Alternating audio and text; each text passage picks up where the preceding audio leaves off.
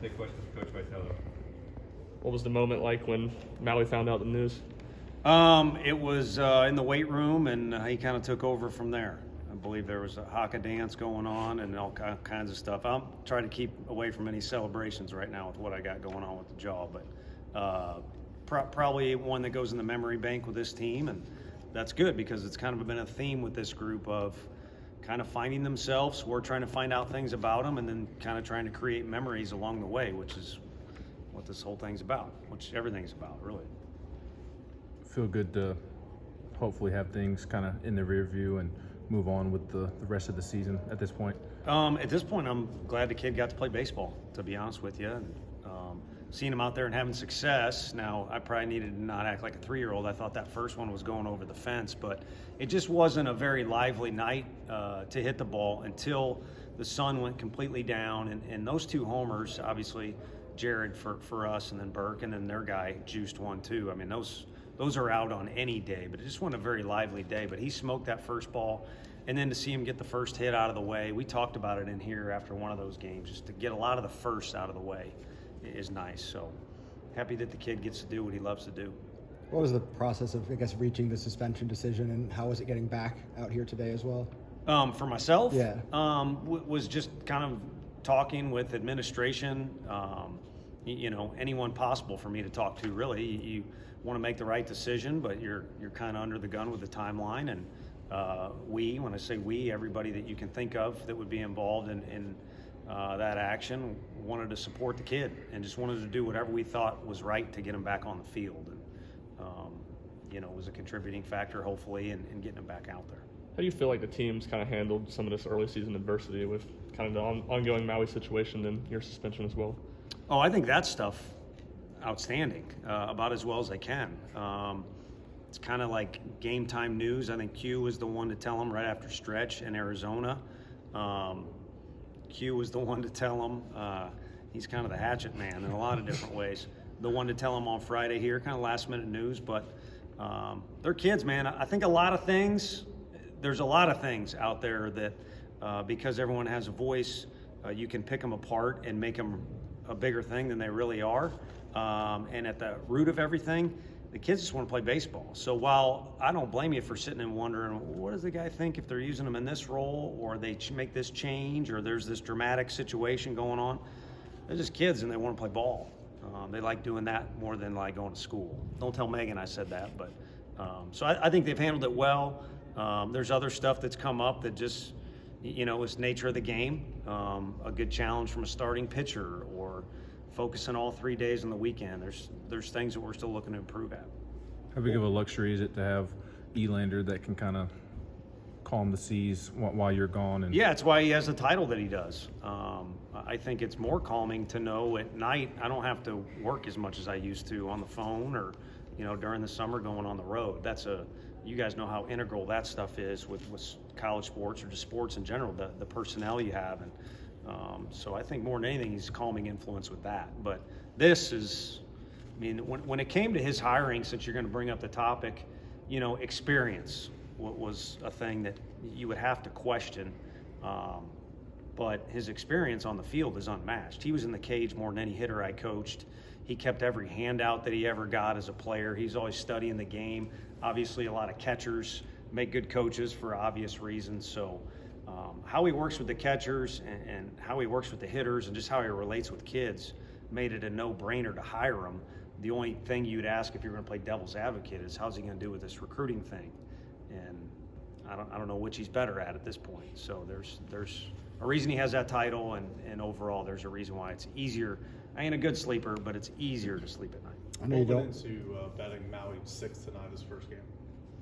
Man, sometimes there's a purpose to some things, and sometimes there's not. Just kind of slid them in there. Now, I will say this in defense myself. There's been repetitions at leadoff, in the 2-hole, and at 6, in scrimmages where you're trying to find out what's the best combination of everybody. But again, just happy to be out there. He obviously can handle the bat, but he's a really good defender. So, and plus he's playing a shortstop like Jazzy, who was speaking with y'all before. If you defend behind the plate or at short, anything you do with the bat is kind of a bonus. So, but I think I think it goes without saying we'd like the middle of that order to, seem a little bit meatier, if that's the right thing to use. I know you don't want to make it about yourself, but getting back into the dugout today and kind of having the complete picture of this team, how did that all feel for you as a coach? It felt outstanding at the start of the day. You got the good vibes going and all that, and probably smiling more than I normally do. And then when the action starts with pregame and everything, you kind of get, whether it's a playoff game or a road game or a home game, you kind of get into I wish I was like a player like that, where I maybe was a little bit more regimented, but you got routines you got to stick to, and what's the next step, and you got to kind of hold everybody accountable to what you're trying to do. So while it was exciting for everybody, I think yesterday was the day that was kind of everybody act a fool, and then today was down to business. It just everybody, if you had a microphone of their internal thoughts, was, let this guy get a hit or let this guy get a play. And now I wanted him to get a play too, but I didn't know he was going to run in front of SEMO like that on that one. But I kind of liked it, to be honest with you. How would you assess Jazz Love those first 2 weeks kind of filling in, and how do you envision his role moving forward now? Outstanding. And I thought it was fitting. There were some reasons why, but I thought it was fitting he was in the lineup today. One man's, I don't know if this is a good way to say it because it seems a little serious, but, one guy's celebration doesn't have to be another guy's, downfall, I guess is a better word than I was thinking. So there's opportunity out there. You guys see that. We almost pinch hit in the DH spot, so that would have been a new guy each time that spot came up in the order. So we're still figuring out who belongs where in the bullpen.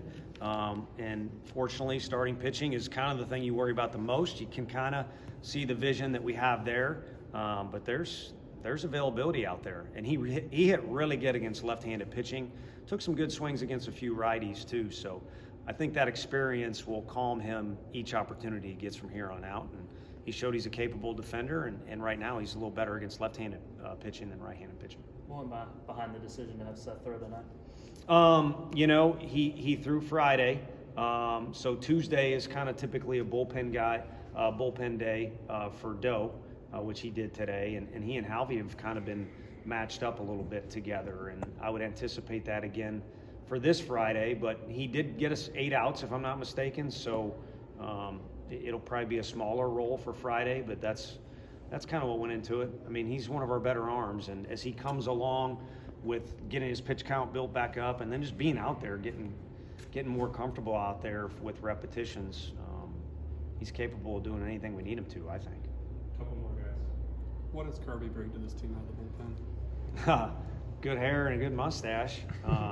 Maybe he can sing the national anthem like the Super Bowl. That was pretty dang good. But I think the guys, you don't want to pick favorites, but the guys in the dugout immediately are cheering for him, and they also immediately know what they're going to get. They're going to get a guy that can field his position a little bit, like he did there. It wasn't the cleanest play. He's going to compete. He's got experience. He's not going to make the situation bigger than it is. So he kind of excites the dugout at the same time, kind of gives you that calming feeling. That's a difficult combo to achieve, but when you're a great kid and you're a hard worker and you got some ability, you can do that, especially if you kind of rack up a couple of years where you've proven yourself. So, and the one thing that's nice too, and he's not the only one, you'd like a guy in the bullpen that when the coach isn't really on it as much as he should and says, holy cow, get hot, code red, whatever it is, he can get ready like that. So that's a big thing too. Anything else from Coach?